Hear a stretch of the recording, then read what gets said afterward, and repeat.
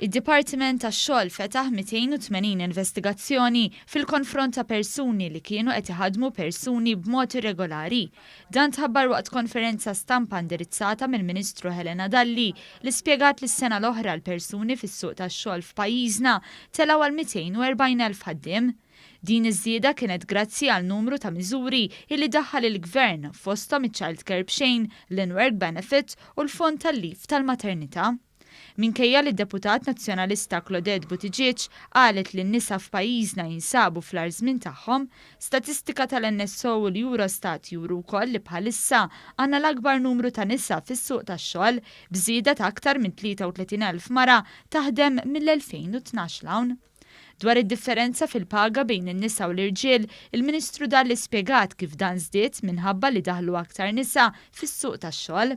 Hawnhekk spjegat li l-Gvern se jdaħħal mekkaniżmu illi permezz tiegħu jiġu identifikati d-diskrepanzi fil-pagi waqt li nindirizzaw l-ostakli li qed jimminaw il-progress tal-mara fis-suq tax-xogħol.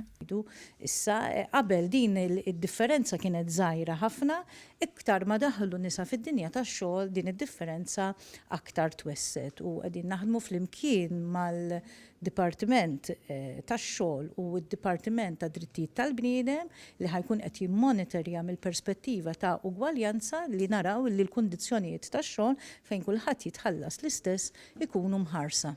Qalet ukoll li l-Gvern qed iħares lejn l-introduzzjoni ta' liġi li tiggarantixxi li kull bord jinkludi 40% tas-sess l-inqas rappreżentat.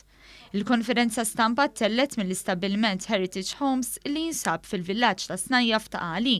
Ftit tax-xhur ilu dan in-negozju tal-familja rebaħ il-premju tal-aqwa impjegat minħabba l-kundizzjonijiet favorevoli tax-xogħol illi fihom iħaddem lil ħaddiema tiegħu illi 41% tagħhom huma nisa. Li aħna ma nħarsux biex lej suċċess ekonomiku imma wkoll lej il-kontribut soċjali li l-kumpanija se tagħmel lej s-soċjetà. Aħna naħdmu moħħ miftuħ, il-ħaddiema nismu bħal tal-familja tagħna. Bħalissa dan in-negozju qed jespandi l-operat tiegħu fejn qed jibni fabbrika u stabbiliment ġdid sabiex ikompli jtejjeb l-esperjenza tal-eluf ta' persuni li kull sena jżuru dan il-kumpless.